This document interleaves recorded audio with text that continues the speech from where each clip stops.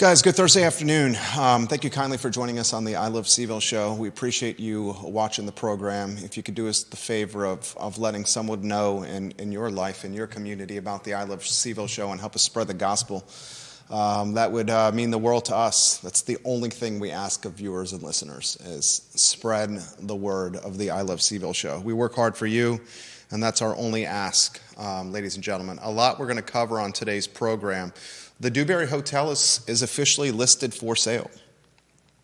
John Dewberry, dubbed by Bloomberg Magazine as the Emperor of Empty Lots. John Dewberry, born in Waynesboro, a quarterback from the Ramblin' Wreck of Georgia Tech, the Georgia Tech Yellow Jackets quarterback at one time, now a developer in Hotlanta, live on LinkedIn now, Judah. That's fantastic. Thank you. Mm-hmm. Now a developer in Hotlanta he wants out of Charlottesville, and his skeleton is for sale. We will talk about the Dewberry Hotel in today's program. Offers for the Dewberry Hotel are due by January 9th, 2025. A call for offers, a deadline of January 9th, 2025. I want to talk about that on today's show. On today's show, I want to talk about Jax's Bar and Grill in Crozet. That's for sale. You don't have the banner behind you either there, J-Dubs. So you got to slide that. I want to talk on today's show a topic that we discussed on Tuesday, the glut of apartments that are currently in the rental and tenant ecosystem in Charlottesville and Albemarle County, and whether folks actually realize, elected officials understand that we have such a glut of apartments. I want to talk about the interview yesterday with Joe Plantania and Chief Mike Kochis, the Commonwealth's Attorney Joe Plantania and Police Chief Mike Kochis. I thought that interview went extremely well. If you have yet to watch that interview, give it a listen and a watch. It was excellent. I did ask Commonwealth's Attorney Joe Plantania if he was going to run for re-election. He said on yesterday's show that he loves his job, is passionate about the work he does, and has an announcement coming in January. If we're reading the tea leaves, Joe Plantania is going to run for a third term as Commonwealth's Attorney of CVille. And, I think Charlottesville, with Joe Plantania as essentially the top cop, Chief Kochis, the top cop in uniform, Joe Plantania, the top cop in a business suit, is in a good place with Plantania at the helm. A lot I want to cover on the program. It's a busy week for news here on the I Love CVille Show. The first topic, Judah, if you want to put that as a lower third on screen, the top three headlines as lower thirds on the Dewberry Hotel. That would be great. At this point, just scratch the group if you can't get it up, because we're about 10 minutes into the show. The first headline with the Dewberry, if you want that as a lower third, the Emperor of Empty Lots, John Dewberry, has put his skeleton up for sale. And there are people, according to this article in the newspaper today, kicking the tires for this skeleton. And the expectation is the Dewberry is going to remain a hotel. A lot of folks were surprised, and I was surprised when I read that the skeleton is still completely usable, feasible, and has value, and the skeleton, the steel structure, does not have to be torn down. What does have to be torn down, all the electrical work, all the HVAC work, all that has to be torn out and replaced. But the steel structure itself is salvageable, and as the folks that are looking to sell Dewberry's position on the downtown mall, they said it gives whoever buys this position, the dirt and the steel structure, a big head start on development, on the cost of development. So I'm going to ask you this question. This steel structure has seen many different phases or plans for its use. John Dewberry said hotel at first, boutique hotel. He said luxury apartments at one time. Michael Payne, when he was running for his first term for Charlottesville City Council, was trying to politic and campaign, in some ways strong-arm the city into affordable housing at the site of the Dewberry Hotel.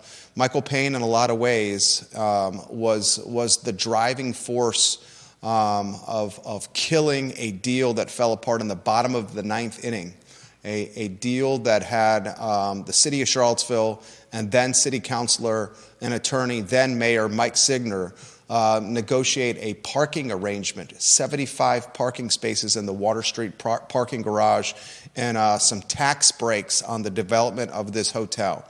And when Michael Payne was campaigning for his first term on city council, this was, right in the middle of racial unrest, civil unrest in downtown Charlottesville, that climaxed with August 11th and August 12th, the death of Heather Heyer and Nazis and armed racists in downtown Charlottesville. The climate, the mood in Charlottesville was fragile, and Charlottesville was searching for its identity. Charlottesville was searching for its soul and its brand in a lot of ways as armed Nazis. And the Klan, the Ku Klux Klan, came to Charlottesville. So during this time of civil fragility, of humane fragility, of unrest, Michael Payne, motivated to become an elected official, politicked and campaigned council, and politicked and platformed for himself that we should not be offering tax breaks to wealthy, white, out-of-market developers. And a deal that Mike Signer, the mayor and a city councilor, had put in play where Dewberry was going to get 75 parking spaces for his hotel in the Water Street garage, it fell apart not just in the bottom of the ninth inning, but I'm talking the bottom of the ninth inning with 2 outs and the batter who's at the plate facing an 0-2 count. I mean, it was in the absolute final stage. And that deal falling apart, Payne gets a lot of this. I know there were 3 counselors who voted against this deal. Was it Kristen Zakos, Bob Fenwick, and Dr. Wes Bellamy, with Bellamy and Fenwick actually changing their vote. Initially, they were supportive of the 75 parking space arrangement and the tax breaks for Dewberry. Then they changed their vote after hearing what Michael Payne had to say, after having a feel for the civil unrest that was happening in our community. And as a result of that bottom of the ninth deal crumbling moment, we've had a hideous structure on the downtown mall. You're talking 16 years of hideousness, where my parents, they come every time to visit us in Charlottesville. They're like, how is this still here? It is so ugly. Well, we may be turning a chapter, viewers and listeners, on the Emperor of Empty Lots, as he's finally said, I want out of Charlottesville in my position on the downtown mall. A couple of things stand out to me when it comes to this story. First, the assessment on this property, city records, $8.9 million for this structure. $8.9 million, 201 East Water Street. You can look this up on the GIS. I'm on the GIS all the time. One of the clunkiest websites you will find. In fact, the Albemarle County GIS is even worse than the Charlottesville GIS. John Dewberry acquired the property for $6,250,000 at public auction in 2012. The initial stakeholders in this project, one, Halsey Minor. He's the founder of CNET. Halsey Minor has since filed for bankruptcy, and he had to divest his ownership stake in this Dewberry Hotel. He wanted to build the hotel there along with developer Lee Danielson. Lee Danielson, it was initially his idea of a luxury hotel in the downtown mall. He purchased Lee Danielson the site from Central Fidelity Bank in 2000. And Danielson was going to partner with Halsey Minor to build a special place, a luxury hotel on the mall where the mall was very different in 2000 than what it is here in 2024. Today in 2024, you have a hotel that's being planned by Jeff Levine, a Marriott brand hotel right next to the Omni. Today, you have a hotel that is right across from the Lewis and Clark statue on West Main Street. It's right there on the corner. Viewers and listeners, help me with the brand of that hotel that's on West Main Street across from the Lewis and Clark statue, right across from the bus station. Today, you have a hotel, the Clark Hotel. What is that now, the Doyle Hotel? Right on West Main Street. That's a luxury boutique hotel. Today, you have the Kimpton Forum Hotel that has 198 rooms. You have hotels all over Charlottesville. Evidently, despite what us locals are seeing, so many hotels in Charlottesville, there evidently is still not enough supply to meet the demand. There's 988 hotel rooms in the Charlottesville area, according to real estate firm CBRE, 988. To put in perspective that there is not enough supply to meet demand, in the business model, the marketing brochure to sell the Dewberry skeleton, CBRE says whoever buys the Dewberry skeleton on the mall can charge $600 to $800 a night during peak time. That's bananas to me. $600 to $800 a night in peak time for the Dewberry skeleton. Shows you we don't have enough supply. This will dovetail perfectly to the apartment conversation that I want to have, where I think we may have an oversupply of apartments, and my concern is this the next bubble that's going to rear its ugly head in the city? I'll table that for now. Since Lee Danielson thought of an idea of building a hotel in the downtown mall, since Lee Danielson partnered with CNET founder and tech tycoon Halsey Minor to build the structure we see on the mall right now, since Halsey Minor filed for bankruptcy and Halsey Minor had to literally sell art that was on the walls of his home to pay the debt of what he owed some folks and some entities. That's how bad it got for Halsey Minor.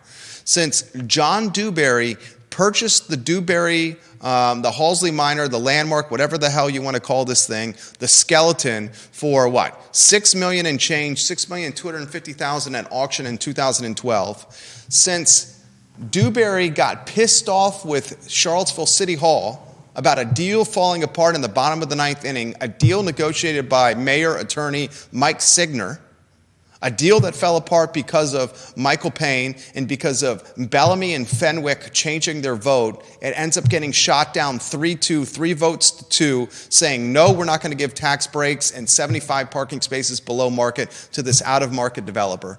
Since all that has happened, Charlottesville and downtown in particular has gotten significantly more hoteled.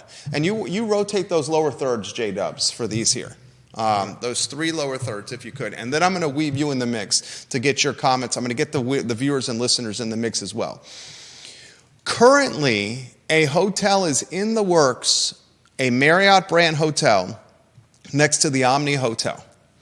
I'm going to ask this question, and the first thing I want to emphasize is getting the skeleton and turning it into something is great for Charlottesville. It is absolutely great for Charlottesville. We need this skeleton to turn into something. We need the skeleton to turn into something. But I want you to think about the projects that are currently in the works right now in downtown Charlottesville. You got a Marriott brand hotel that's coming next to the Omni. You have, and that's a project led by Jeff Levine.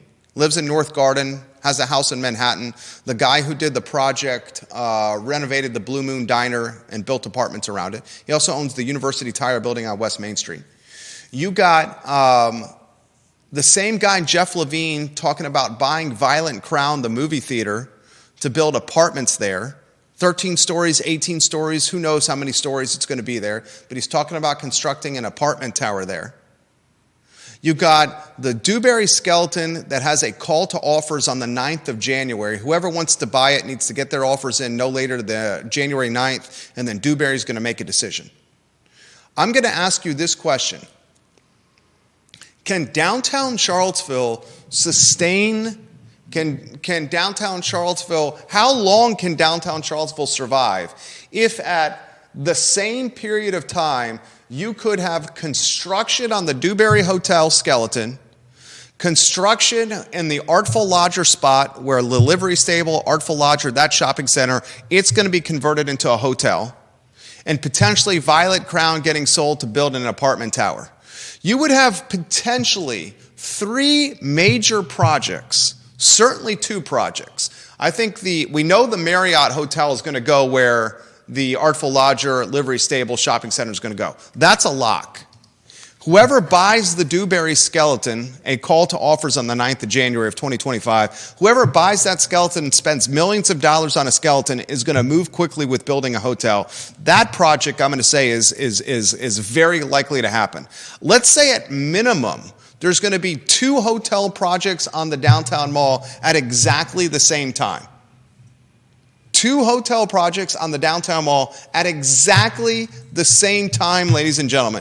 And potentially a 3rd project if Levine can get what he wants with the Violet Crown conversion into apartment towers. What are your thoughts on that? What are your thoughts if you're a business on the mall and 2 projects like that are happening at the very same time? I mean, such is life. Such is life. What are your thoughts on what that could do to downtown in the short period of time? These are questions that need to be offered, need to be asked. Does the city offer any kind of meal tax break, any kind of rent break on the alfresco dining charges for the restaurants on the mall? Any kind of sales tax break for the local merchants? Because 2 potential approved projects could be going on at the very same time in downtown Charlottesville? That's a fair question. If I was, as someone that's someone that's a leader in downtown Charlottesville, I would say to council, is there any kind of provisions or any kind of olive branch that's being extended to us as downtown property owners and downtown business owners if these 2 significant projects happen at the same time? It's a fair question. And a couple of other items that stood out to me that are worth reiterating.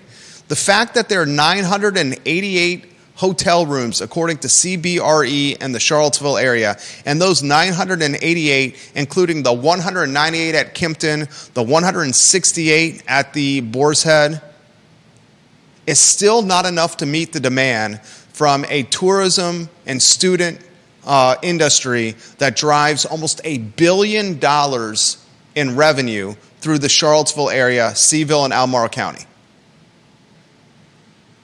It's such significant demand that they are pushing the Dewberry Hotel and the 98 rooms that could materialize in this skeleton.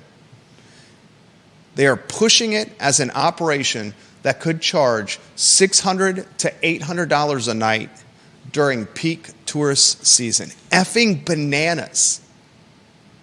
That Dewberry skeleton, the plans also call for a couple of restaurants and a rooftop bar with unobstructed views of the Blue Ridge Mountains.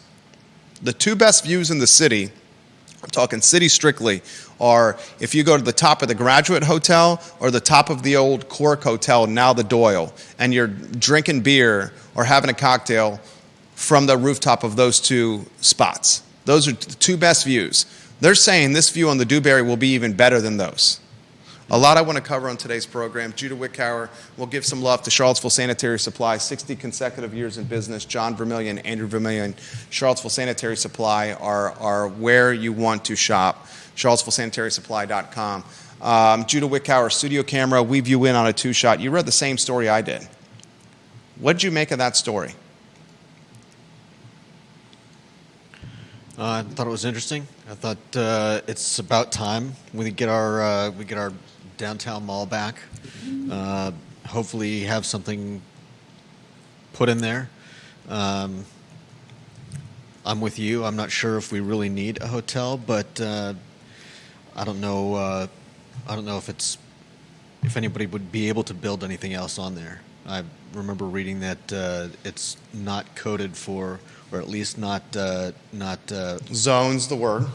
Was it the zoning that's the problem? I thought it was the way that it was initially set up. And the height of the stories is not conducive to apartments. So that's why CBRE is pitching this as a hotel concept. Kevin Yancey makes a point that I think a lot of us were wondering. How is the steel and the concrete, which has been exposed to the elements without protection, still have the integrity to use? I wonder the same thing. But the folks that are brokering this deal or trying to broker this deal have straight up said that it has integrity. The steel and the concrete have the integrity that it can be used. So you're not just buying the parcel of land, you're buying the steel structure that can be used as the foundation for your hotel build. I was floored, almost flabbergasted when I read that. Because like all of us watching the program, we all expected this to be a teardown, and whoever purchased this from John Dewberry was just going to buy the dirt. Yeah. Evidently, you can use the steel structure as a head start when finishing your project. I'm less surprised about the steel than I am about the concrete. The whole thing, right? I mean, they have to rip out the HVAC, the electricity, the electrical work, all the stuff that's been exposed, but John Blair says, I know you like odds and numbers, so here's one for you and the viewers. Over under on the Dewberry fetching $13 million. John Dewberry, John Blair, I love you so much. And you, John, made Joe Plantania's day yesterday with your comments to him on the show. I just want to highlight that. And I could also tell with Joe that he has tremendous respect for you, John. I was going to put the over-under. I was going to see if I can get Judah into a prop bet. Good Lord. Another prop bet. Did you see we got another bottle from a happy client? Yeah. You let them know what we're doing here. Jerry is heading to our, hold on, I'll just... The hotel bar is pretty dope right now, right? Can you show the hotel bar? Or this is the studio bar. Give them the play-by-play commentary. We've got a... Don't pull it too far. You're going to... Right there. This is our. Let me see if I can zoom in. This is our bar. We have one. I think we have a couple good drinks on there. Okay, let's go back to a two-shot over there. We just got a happy client dropped off today in a nice gold-wrapped with a ribbon, some Glenlivet, 12-year-old single malt Scotch whiskey. Nice. Age 12 years, that ain't bad. I was going to do, John Blair, a prop bet and try to get Judah into a aged Scotch proposition bet, and I was going to put it at $12 million. Do you think, Judah, that this and buyers and sellers, this is a great question for Deep Throat. This is a great question for the commercial brokers that are watching the program. This is a fantastic question, frankly, for Rob. Rob, are you watching the show today? Rob Neal, this is a great question for you. Scott Thorpe, this is a great question for you. Lonnie Murray, this is a great question for you. Lloyd Snook, Michael Pruitt, great questions for you here. James Watson, right up your alley here. Does the hotel at closing, the skeleton, if I put the over-under at $12 million, does it sell north of $12 million? South or north of $12 million? Deep Throat, I'm very curious of your take. John Blair, what's your take on that? It's assessed at, what was the assessment? Was it 8.9? Yeah, it sounds right. 8.9 million? It's assessed at 8.9. Assessments are always below market value. Does it trade north of 12? Do we want to put a prop bet on that, Judah? I don't. You do not want to put it? Why? Why would I want to put a prop bet on that with you? Why not? Because real estate is your thing and it's not my thing, and there's no way I'm stupid enough to go in on a prop bet with you. You did the Lewis Mountain prop bet. Yeah, I was stupid enough to do that. Why would I do it again? I wouldn't say you're stupid enough. I mean, I had no way to judge anything about that bet. Neither did I. Yeah, you had a much better idea than I did. You could have negotiated the number on the listing. If I had any idea what I was talking about. Okay. Are you going to be bringing that bottle of scotch to the studio bar anytime soon? Yeah. Okay. $12 million. Over or under on 12 million? John Dewberry's been paying about $65,000. Deep Throat, I got you on deck here. John Dewberry's been paying about Rory Stolzenberg put this on Twitter, the planning commissioner. He's been paying about $65,000 a year in taxes. Obviously, that number goes up since Dewberry purchased it. So I'm just going to use the rough number of $65,000. So Dewberry acquires the property at auction in 2012. So he's got, let's go, 2013, 14, 15, 16, 17, 18, 19, 20, 21, 22, 23, 24. Let's call it 12 years. That 12 years, let's just use the number 65,000 Stolzenberg put on Twitter. Mm-hmm. The whole 12 years he wasn't paying $65K, but let's just use it for the sake of a talk show and to keep it simple. 65,000 times 12. 663? 780K Dewberry has paid in back of the napkin taxes to the city on this hotel. Remember, they couldn't call it blight in eminent domain, the skeleton, legally, because Dewberry was paying his taxes and he had secured the outside of the hotel. That's a bananas number. This dude has paid, and bananas is relative. I mean, bananas to us, 780,000 is crumbs for some people, right? I just saw on CNBC that Elon Musk is worth $480 billion. The most powerful man in the world is not Donald Trump. The most powerful man in the world is Elon Musk, the man who got Trump elected, who also has the most money in the world and is running four of the most impactful companies in the world. $480 billion Elon Musk is worth. Think about it. I mean, that's just incomprehensible, right? Now, a lot of that is tied to stock. A lot of it's Tesla stock. So you could say it's just, but that's crazy. 780,000 Dewberry's paid in taxes on this. Mm-hmm. He buys it for $6.2 million. If he sells for 12, minus the taxes, he contributed a little bit to the rap that the Friends of CVille, Ludwig Kutner. Did he? He contributed a little bit to that rap over there. Yeah, a little bit he contributed to it. He had to pay some money to board it up, to put the fence around it. What's that going to cost, like $25, $30K? Dewberry legitimately could walk with a nice pile of money here for doing jack doo-doo. Jack doo-doo. Let's get to comments. Viewers and listeners, let us know your thoughts. Especially some of the names that I rattled off. I would love to hear your thoughts. Deep Throat's always making the program better. Let's get Deep Throat's photo on screen. Deep Throat, will you come on the show? Come on, Deep Throat. And I got a response to that email I sent you yesterday, Deep Throat, about a building in Richmond. I'm working on that. He says, by the way, Dewberry has a case before the Supreme Court. Oral arguments were yesterday. I haven't seen how that went. Dewberry faces $43 million plus interest judgment for trademark infringement. He is trying to get that award reduced. Perhaps the arguments went poorly and he knows he's going to have to pay $43 million. I didn't think about that. That's why Deep Throat's number one in the family. Love you, Deep Throat. And he says that hotel in the corner that you were talking about by the Lewis and Clark is a Marriott Residence Inn. Logan Wells Claylo on Facebook also says it's a Marriott that I was talking about. So that Marriott by the Lewis and Clark statue was not there when this hotel was playing on the downtown mall. It was not there. Mm-hmm. The Quirk was not there when this hotel was playing on the downtown mall. When this hotel was playing on the downtown mall, Airbnbs and homestays were not a thing. They were not a thing like they are now. Right. When this hotel was playing on the downtown mall in 2000 by Lee Danielson, there was not a Marriott being built by the Omni by Jeff Levine, the Big Apple developer. Yeah. There was no Kimpton Hotel. They weren't there.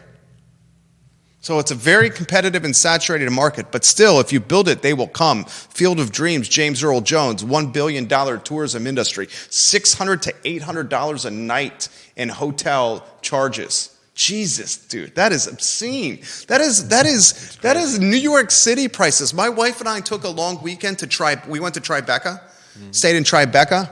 no kids. God, it was so nice. The kids stay with my in-laws. They were kind enough to watch our kids in our home. And we were just able to go up to Manhattan to Tribeca for a Friday, Saturday, and Sunday. Had shrimp and mussels and cocktails on a boat on the water. Bar crawled, went shopping. Just no kids. Gosh, no kids. And I think our charges for a pretty nice hotel in Tribeca were under $300 a night. And this is Manhattan. Yeah. Unbelievable. More comments from Deep Throat. He says he would not characterize the Doyle as luxury. There is basically no staff, electronic check-in, and a low-end product. Really? The Doyle's the old Cork Hotel. I'd call the Cork luxury. Would you not call the Cork luxury, the Doyle? I've never been inside. You've never been inside? Never had a reason to go to a hotel. It's a restaurant and bar. One of the most beautiful views. You would enjoy it. They have an art gallery there. They have a shop. I love hotels. I love the transient nature of hotels. I love the luxury of hotels. There's nothing better than going in a hotel room, getting buck-ass naked, and putting the bathrobe on that's provided in the hotels, the nicer hotels, where you get in the bathrobe, and then you just sit back in your bed and kick back. This is when you have no kids with you. In the bath, I just love it.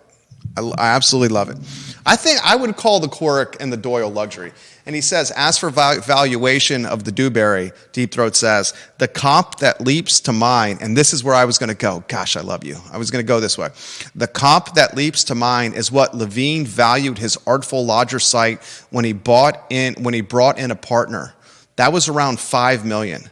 The Dewberry has a better location, and much of its construction is done. So I would say this trades between 8 and 10 million.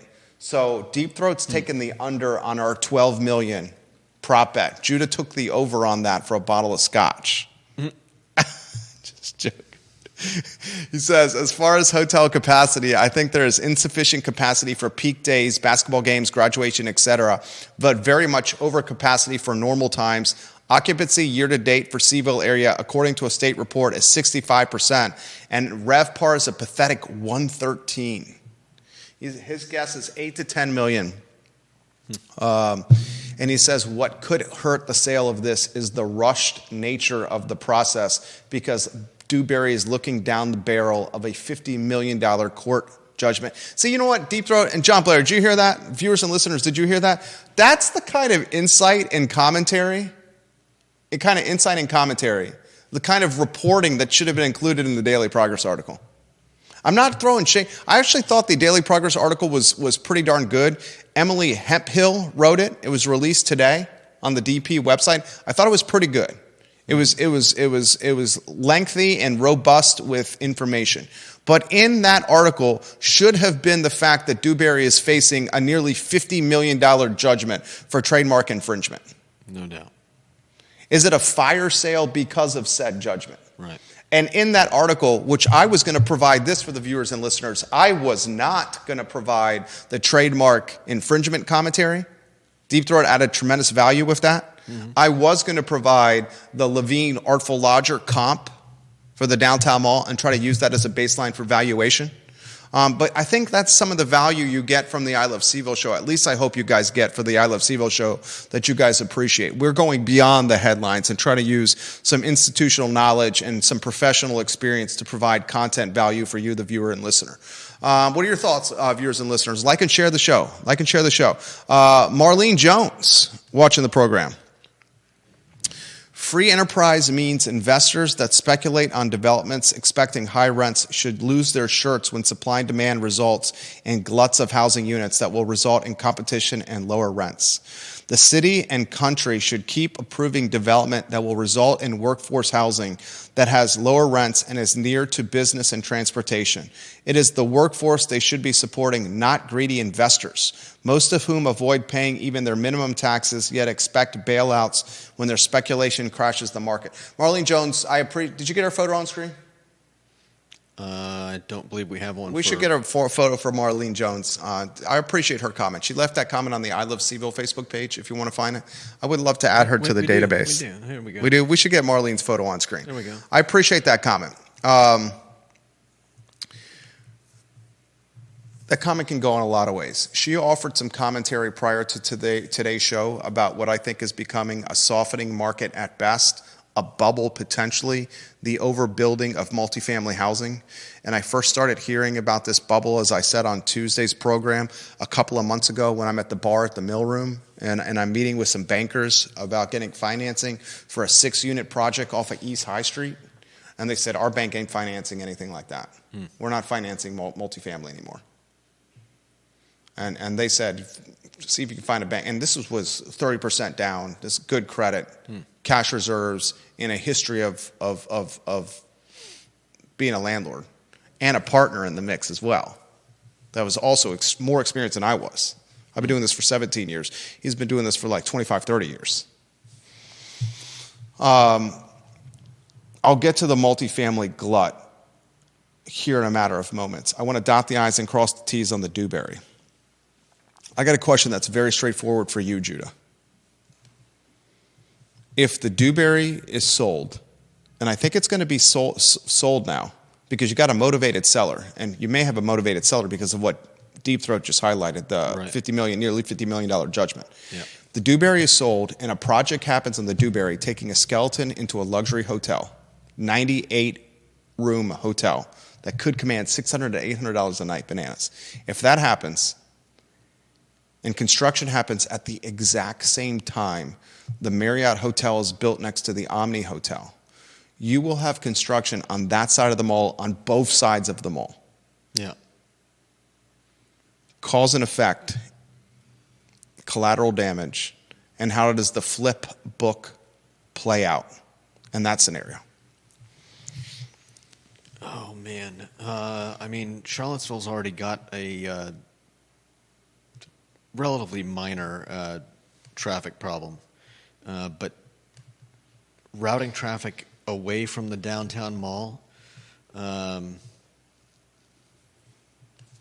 don't know. I think it depends. How is Charlottesville going to respond? Do they work out some type of way to get people to and from the mall during that time period, or do they just let everyone fend for themselves? And what if in the meantime the Violet Crown gets sold and starts construction on there as well? I think these are questions that have got to be asked. That's why we're asking them on the show. Mm-hmm. Business is fragile on the mall right now. F&B, food and beverage, is fragile. Jax's Bar and Grill is closing in Crozet. Just effing open Jax's Bar and Grill. Moose's is closing on December 31. Yeah. I did a post before the show. When Moose's by the Creek closes on December 31st of this year, Charlottesville and Albemarle County will have lost 4 iconic restaurants this year alone. Yeah. Lumpkins, Mel's, Blue Moon Diner, and Moose's, that have a combined 122 years of serving the community. That's the type of generational community commitment that can never be replaced. Yeah. 122 years amongst 4 iconic businesses. Mm-hmm. It's a fragile F&B market. It's fragile because it's hard to get labor.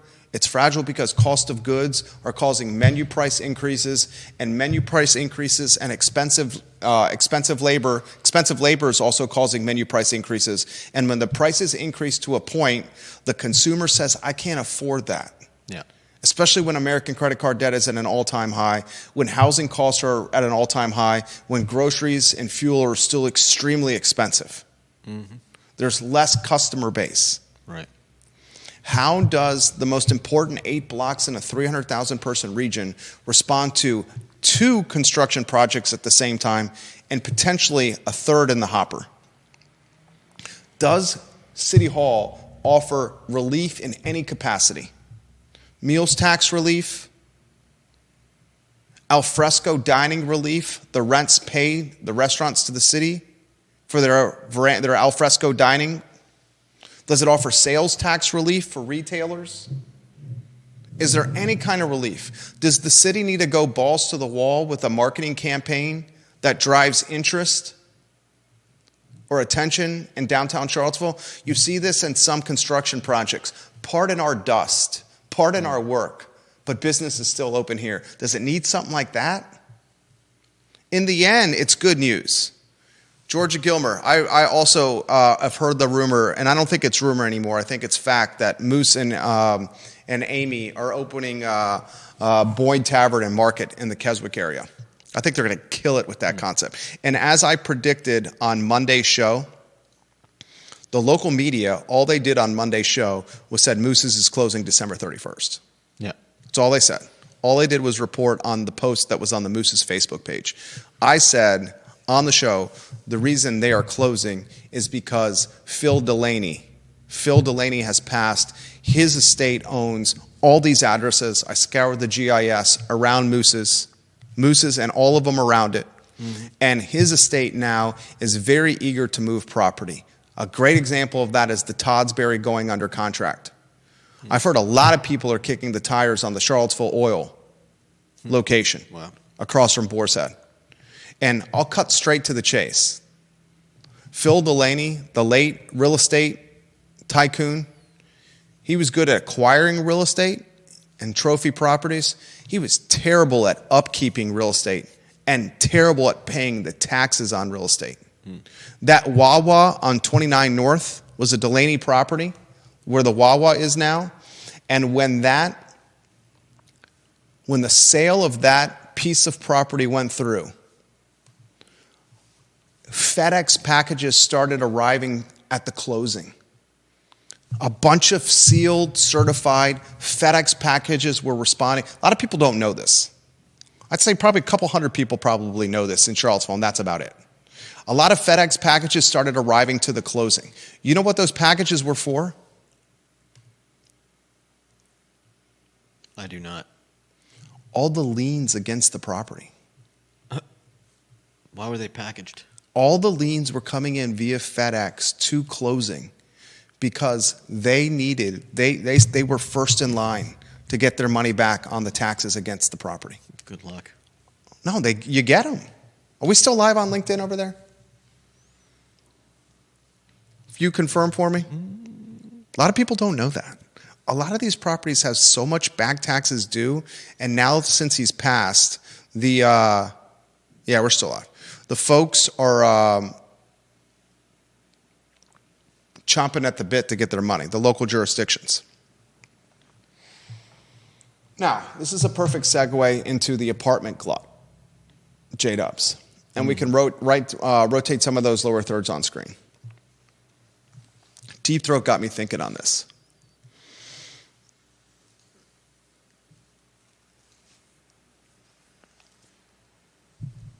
Multifamily housing in the city, a lot of people aren't realizing is gluttonous a word? It is. It's not the word you want, though. Well, what would be too plentiful, in abundance, and overabundant? Overabundant? Just too much of it? Yeah. Now, there's a population of the community that says, good, build it. The more the merrier. It'll drop rents. The rents are too high. Marlene left a comment about that. Marlene, I respect your opinion. I respect your opinion, Marlene Jones. I'm going to send you a friend request, Marlene Jones. Very much respect the comments that you've been leaving. I just sent you a friend request. She said, good, build it. Build it. We need workforce housing, she said. We need housing close to the epicenter of employment, she said. We need these damn rent. She didn't say damn, I said damn. I got to stop cussing. I've got a potty mouth. It is what it is. We need these rents to go down. I get that. Mm-hmm. Livable Charlottesville, the Gilligan gang, they're pushing that. Yeah. Get rents to come down. More housing, get rents to come down. Workforce housing, get rents to come down. You build too much multifamily. Here's the risk that you have. Obviously it's going to sit vacant. And if it sits vacant, it's going to spook builders, developers. Mm-hmm. It'll spook them because they can't rent. If it sits vacant, you're going to have banks that refuse to lend on future projects. You're going to have projects potentially crumble. How much longer can the Elysian in Stonefield? Elysian. How much longer can it survive when more than half of its units are vacant and not collecting rent? I mean, it depends how much profit they're getting. How much longer, right? Yeah. You keep building multifamily. Say you build multifamily and say you're able to rent it. Someone's going to come in at a price that's lower and they're going to capture some of the demand. What's the additional multifamily that's built going to do to infrastructure, to schools and roads and transportation, the environment and quality of life? Kate Acuff is on the Albemarle County School Board. And she recently made a comment on the Albemarle County School Board. She said something along the lines of, we're building more. Good God. Our schools are already overcrowded and our kids are learning in trailers. Where did I read that? I think I read that in the Crozet, This Week in Crozet newsletter. Is that what I read? Yeah. I try to read everything, guys, to prepare for this show. But insatiable appetite for reading local and finance and real estate content. Let me see if I can find it. And also in that newsletter, interestingly, the Crozelli, the sandwich shop in Piedmont Place, it's expanding next door, and they got a tiny arcade in there. I think the Crozet newsletter, they do a good job with that one. Where was that? I read it somewhere. Oh, yeah, here it is. It was in that Crozet newsletter. She said this, Kate Acuff, Albemarle County School Board Vice Chair. Every time I drive down the road, I see another development and I cringe. Not because I'm not pleased that our community is growing, but just that I know the impact on our schools. You have an elected official, an elected school board member, saying in a meeting on the record, every time I drive down the road, I see another development and I cringe. Not because I'm not pleased that our community is growing, but just that I know the impact on our schools. What is she saying there? She's saying we're expanding our housing, but not our infrastructure and all the services that go along with. She's saying the schools are overcrowded. Yeah. Very short. It's just saying the schools are overcrowded. That's what she's saying. This is an elected official. In this same Crozet newsletter, and they do a hell of a job. What's this called, the Crozet newsletter? It's called This Week in Crozet United. Crozet United. Hell of a job, whoever's putting this together. I'm pretty sure it's Eric that's putting it together from Stryker Media. In this, I'm going to read a few more paragraphs from this newsletter that I found fascinating. You ready for this? They highlight a project, the Old Dominion Development Project. The plans for the new Old Dominion neighborhood have been updated and are shown in a graphic that they put in the newsletter. The 110-home neighborhood, which surrounds the current veterinary clinic on Route 240, will be a prominent visual change to the Crozet entrance corridor. A small portion of a bike lane will be added, and a very dense block of townhomes will hug the northern Mountain View side of the street. Then they say this: schools don't have the funding to handle population growth. At their joint meeting with county supervisors last week, the Albemarle County School Board requested $500 million, $560 million to be exact, for school construction to keep up with population growth. The school division currently projects that only 11,310 more homes will be built across the county over the next decade, which will yield up to 4,350 more students. Unfortunately, the school's growth projection is still an order of magnitude too low because it does not fully account for the supervisor's recent residential development spree. As of today, there are over 10,000 new homes that have been approved but haven't been built yet. The county is now evaluating proposals for 4,000 more. These figures still ignore all of the additional housing developments that have yet to be proposed and built over the coming decade. Finally, 2 more paragraphs from the newsletter. Unless the county's planning commission and board start to take seriously the secondary effects of the development they have already approved, it's reasonable to expect that our schools will become even more underfunded and overcrowded. Our water supply will face greater strain, and our transportation infrastructure will remain unsafe and increasingly compromised. Perhaps the 2025 local election cycle, which unofficially kicks off next month, will be the wake-up call that supervisors need to take a hard look at the county's runaway growth. Voters deserve clear answers on how they plan to address these mounting challenges, specifically overcrowded schools, overtaxed water resources, and unsafe and congested roads. I have used our platform, the I Love CVille Network, for damn near close to a decade to highlight the overcrowding nature of our schools, the unsafe and congested nature of our roads, the concerns about water, the concerns about public transportation and environmental impact, because of this build, build, build mantra. And I get labeled a NIMBY, a not in my backyard. And that's some BS. I am not a NIMBY.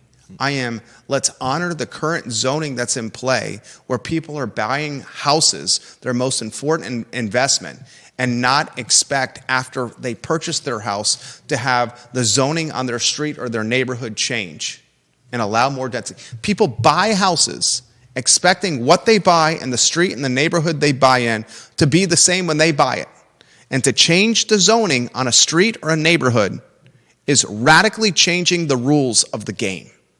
That's like saying in basketball, it's not the team that scores the most points wins. It's the team who scores the least amount of points wins. Changing the game. That's wrong. I am also of the mindset that you better prioritize our schools, our roads, our quality of life before approving development. If not, then what's the point of living here?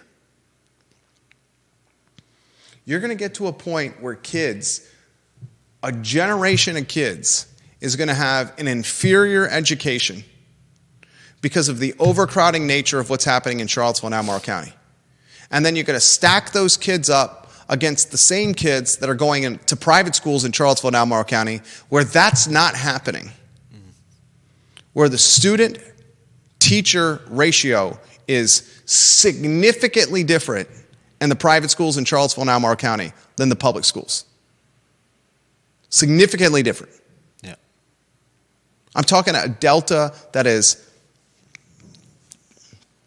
16-1 in a private school, 25-30-1 in a public school.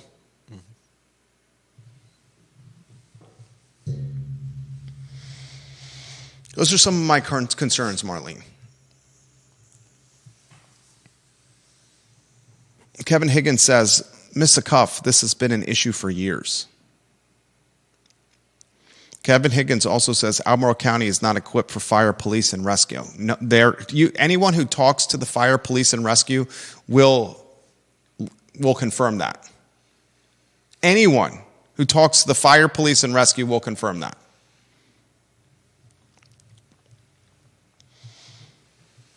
Marlene's got some more comments. Marlene, I respect your opinion. I appreciate this back and forth that we're doing respectfully.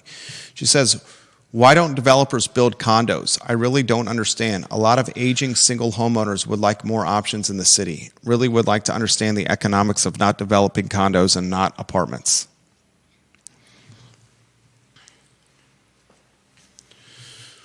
I'll pose that question on our Real Talk show. Interestingly, tomorrow, Ned Galloway and Neil Williamson are in studio at 10:15 a.m. So this is a great topic matter for Supervisor Ned Galloway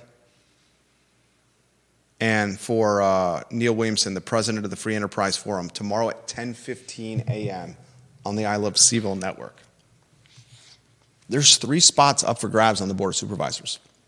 Ned Galloway spot, Diantha McKeel spot, and Jim Andrews spot. Isn't the scuttlebutt that Jim Andrews is not going to run for re-election? Is that the scuttlebutt, ladies and gentlemen? That's the scuttlebutt I'm hearing. Strictly scuttlebutt. that he's not running for re-election. Galloway and McKeel running, I would imagine, absolutely. They live and breathe this stuff. 2 spots on council. Pinkston and Wade. Running as a ticket. What'd you make of B. Pinks and our man Wade running as a ticket, running as a team? How are they running as a team? They're running as a ticket. They're announced at the same time and said, we're doing this as a ticket, as a team. Okay. What'd you make of that? They're campaigning together. That's what that means. Yeah. Maybe they're hedging against the uncertainty of who might be throwing their hat in the ring. I don't know. Albert Graves on Twitter. Will the construction workers that are building the 2 or 3 hotels help provide revenue for the restaurants on the downtown mall? It's a great question. Scott Stadium and John Paul Jones visitors need plenty of rooms, just not 24/7, 365. He also says, Albert Graves, I love Albert Graves. Not surprising with the closure of Jax's. He would just close on random nights, including Friday and Saturday. Also, go read the reviews. Not so good. And the way the owner berated his employees in front of customers, not surprising at all. And he said, Crozet is running out of water. Wow.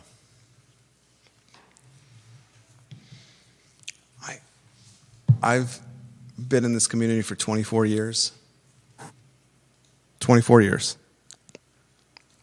I remember when Crozet was pastures and cow fields, lifted Ford F-150, 250, and 350s, flannel and camo, Bud Heavy and Bush Light,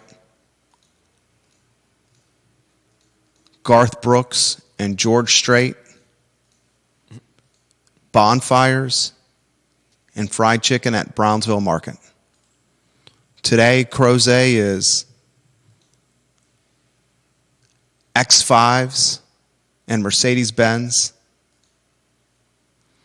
It's Taylor Swift. And I'm trying to come up with a rich person singers.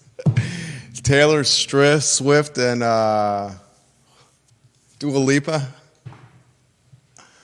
It's I don't know what that means. Wine. She's a musician. No, I know. I just don't know. What wine coolers and Chardonnay. It's Pinkies Up, champagne, charcuterie, and hors d'oeuvres.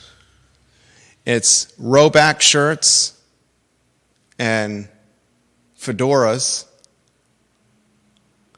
24 years, it's completely changed. From a blue-collar country community of good old boys and gals to million-dollar homes and white-collar professionals. And it's a designated growth area. It's a designated growth area. So, chose to move there. This was coming down the pipe. I don't think anyone saw it like this. Kevin Higgins says Albert Graves is right. We are one drought away from disaster. Albert Graves is a smart man.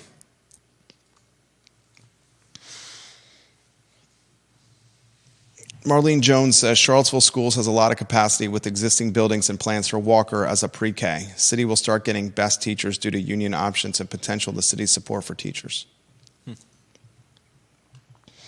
Any closing thoughts for you, Judah Wickauer? It's going to be an interesting 2025. Content creator's dream. The city that never sleeps. Judah, this is where you say it sleeps, Jerry. Did we put a prop bet on that, Dewberry? January 9th, it's going to sell. It's the call for offers by the 9th of January. All right, that's the show. The Downtown Spotlight is today at 2:30. Greer Achenbach of Friends of CVille has Major Mark Van Meter of the Salvation Army. So the head of the Salvation Army is in studio today at 2:30 to talk about the conversion of a thrift store on Cherry Avenue to a shelter for the houseless, the homeless. 2:30 today, Greer does a hell of a job on her show. make sure you catch this show. Thank you kindly for watching us, guys. So long, everybody.